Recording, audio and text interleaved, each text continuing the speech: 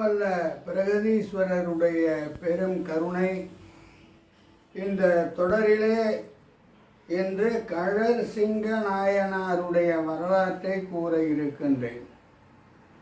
கழற்சிங்க நாயனார் முற்கால பல்லவர் குலத்தை சேர்ந்தவர்.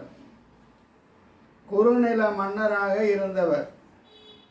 பல்லவர் குலத்திற்கு காடவர்கோன் என்ற ஒரு சிறப்பு பெயரும் உண்டு. காடவர்கோன் குறிசில் என்று சிறப்பாக இவர் அழைக்கப்படுகின்றார். இவர் வடகுலத்துக்கு சென்று அங்கே பல மன்னர்களை அடிமைப்படுத்தி வென்று நிறைய திரைகளை எல்லாம் கொண்டு வந்தார், பொருள்களை எல்லாம் கொண்டு வந்தார். நரசிம்மவர்ம பல்லவன் தான் வாதாபியில் சென்று போரிட்டு வாதாபி மன்னனை தோற்கடித்தான். அதற்கு முன்னரே இந்த காடவர்கோன் கழற்சிங்க நாயனார் வடகுலத்துக்கு சென்றார். நிறைய பொருள்களை கொண்டு வந்தார். பல அரசர்களை வென்றார். அவருடைய வீரத்திற்கு இதெல்லாம் சான்று. அந்த பொருளை சிவபெருமானுடைய வழிபாட்டிற்காக செலவிட்டார்.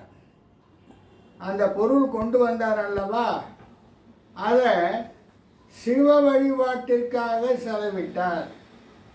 எப்படி என்று சொன்னால், சிவபெருமான் எழுந்தருளியிருக்கின்ற தலங்கள் தோறும் இவர் சென்றார்.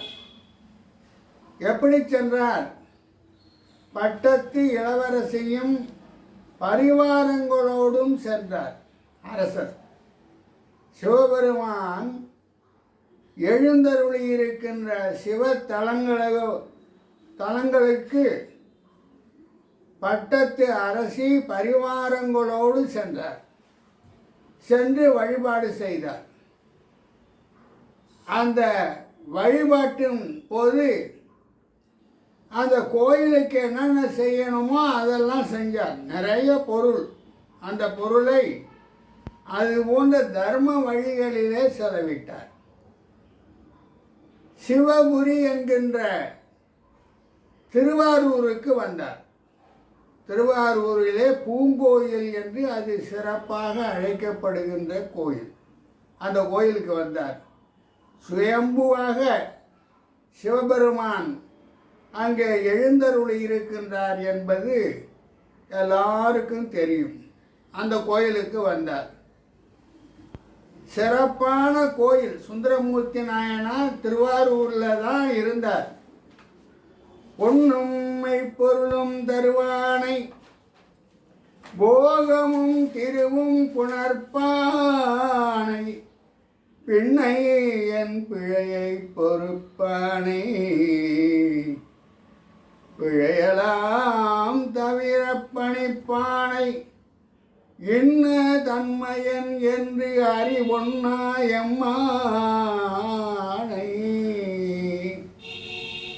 எழிவந்த பிரானை அன்னம் வைகும் வயற்பழனத்து அணி ஆரூரானை மரக்கலும் மாமே.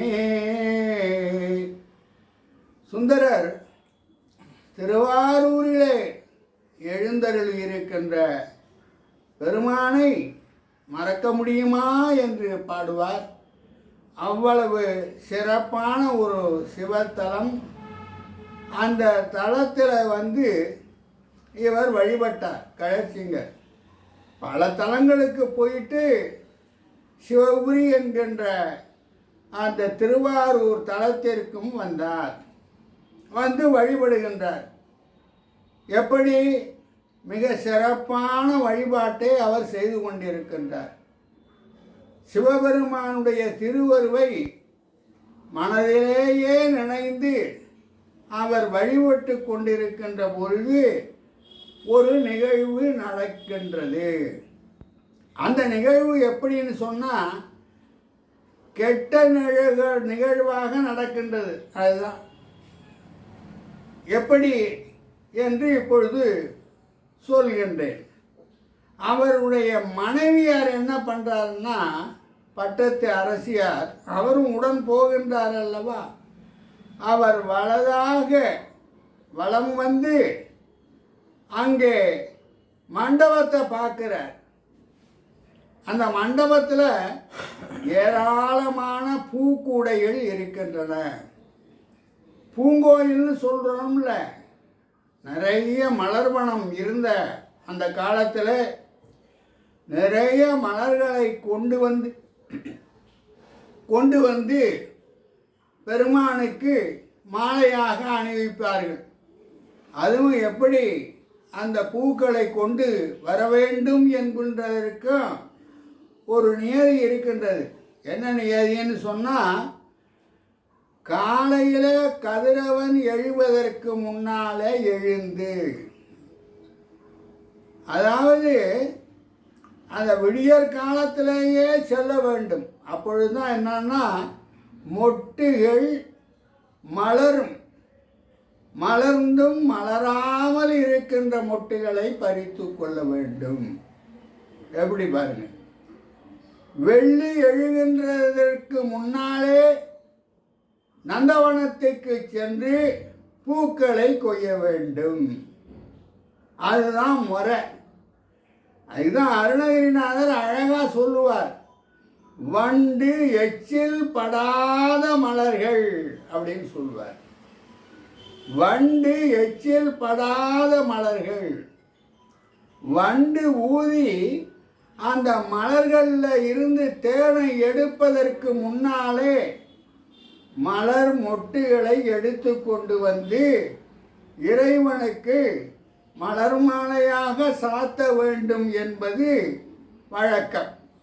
பெரியாழ்வாரும் அப்படி தான் பண்ணிக்கிட்டு இருந்தார். ஆழ்வார்களில் பெரியாழ்வார் பூந்தோட்டத்தில் போய் அப்படி தான் செய்து கொண்டு வந்தார். அது மாதிரி ஏராளமான மலர் அங்கே இருக்கு. இந்த பட்டத்து அரசியார் இருக்கிறார் அல்லவா, அதாவது கழற்சிங்கருடைய மனைவியார், அவர் அந்த பக்கத்துக்கு போகிறார். அதனுடைய வாசம் மூக்க துளைக்கிறது. உடனே என்ன செய்கிறார்னு சொன்னால், ஒரு மலரை எடுத்து முகர்ந்து பார்த்து விடுகின்றார். மலரை எடுக்கிறார், முகர்ந்து பார்த்து விடுகின்றார். அந்த வாசமானது அவரை அறியாமலேயே அந்த செயலை செய்ய வைத்து விடுகின்றது. வாசம் இவர் அறியாமலே எடுத்து ஒரு மலரை எடுத்து முகர்ந்து பார்த்து விடுகின்றார். அது என்ன, இறைவனுக்கு சாத்த வேண்டிய மலர் மாலைகளுக்கு உரிய மலர். அங்க செருத்துணையார் என்ற ஒரு நாயனார், அவரும் 63 நாயன்மார்களில் ஒருத்தர் தான். அவர் பார்த்து விடுகின்றார். பார்த்த உடனே அவருக்கு கோபம் வந்து விடுகின்றது, சினம் வந்து விடுகின்றது, கண்களெல்லாம் அப்படியே சிவந்து விடுகின்றது. என்ன செய்கிறார்னு சொன்னால், அங்கே இருந்த ஒரு சிறிய கத்தியை எடுத்து கொண்டு வந்து இந்த அரசியாருடைய மூக்கை அறிந்து விடுகின்றார். இலக்குவன் சூர்பனகையை செஞ்சது மாதிரி இவர் அப்படியே மூக்கை அறிந்து விடுகின்றார். இதை எதிர்பார்க்கவில்லை பட்டத்து அரசியார். எதிர்பார்க்காமல் நடக்கின்ற ஒரு நிகழ்ச்சியாக அது நடந்து விடுகின்றது. உடனே இவருக்கு குருதி வடிகின்றது, இரத்தம் வடியுது. இவர் அலறல் சத்தம் எழுப்புகின்றார். பெரிய அலறல் சத்தம், மூக்கை அறிஞ்சிட்டார். செரு துணையாருங்கிறவர் அறிஞ்சு விட்டார். என்ன செய்கிறது என்று தெரியாமல் இவர் அலறுகின்றார்.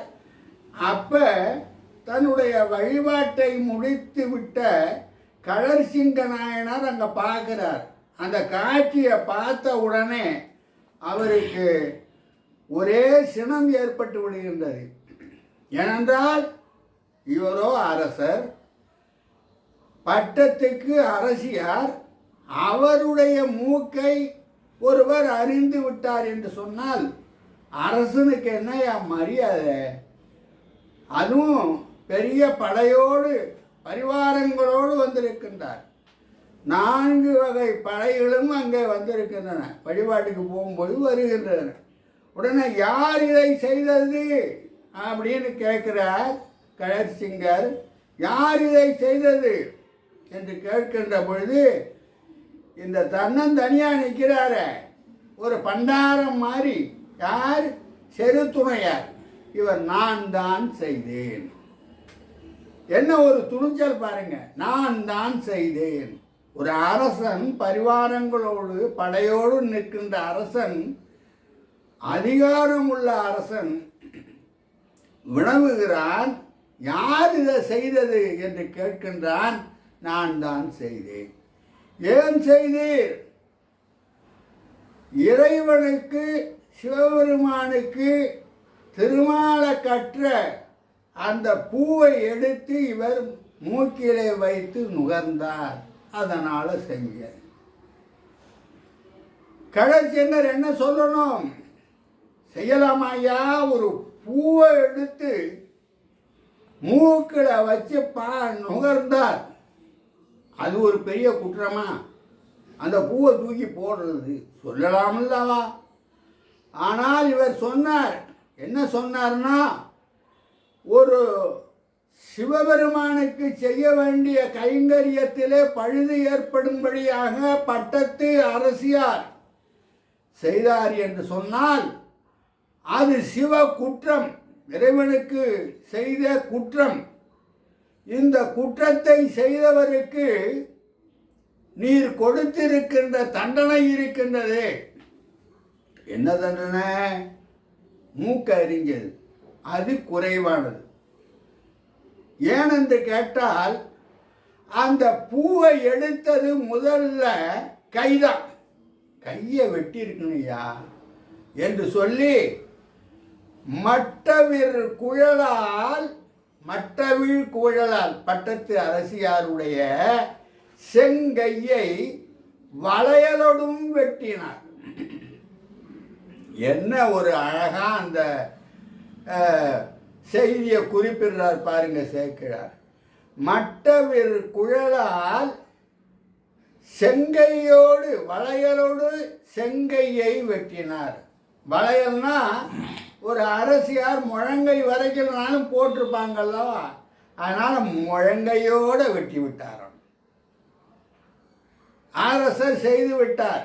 அங்கே இருந்த பக்தர்கள் எல்லாம் ஐயோ ஐயோ என்று கத்துகின்றார்கள். இந்த காட்சியை பார்த்த உடனே அவர்களுக்கு மனம் தகிக்கின்றது. அப்படியே கத்துகின்றார்கள்.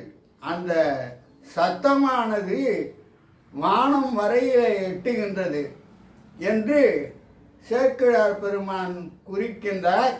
அரசர்கள் அந்த காலத்தில் எப்படி இருந்திருக்கின்றார்கள் என்பதற்கு கழற்சிங்க நாயனாருடைய அந்த செய்கையானது ஒரு எடுத்துக்காட்டாக இருக்கின்றது. ஏனென்றால் அறம் பிழைத்தோருக்கு அறமே குற்றம் என்று அந்த காலத்தில் அரசர்கள் எல்லாம் இருந்திருக்கின்றார்கள். பொற்காய் பாண்டியன் என்று கேள்விப்பட்டிருக்கலாம். தன் கையை தானே வெட்டி கொண்டான். நீதிக்காக தன்னுடைய கையை பாண்டிய மன்னன் தானே வெட்டி கொண்டான். இன்னொரு பாண்டியன் பாருங்க, மன்பதை இது யானோ அரசன் யானே கல்வன் என்று அந்த அரசனானவன் கீழே விழுந்து இறந்து விடுகின்றான். நீ தவறிவிட்டான் என்ற உடனே இறந்து விடுகின்றான். அந்த வழியிலே ஒரு சிவனடியாராக இருந்த ஒரு அரசர் தன்னுடைய செய்கையை செய்திருக்கின்றார் என்று சொல்லிவிட்டு இத்துடன் அவருடைய வரலாற்றை முடித்துக் கொள்கிறேன். நன்றி, வணக்கம்.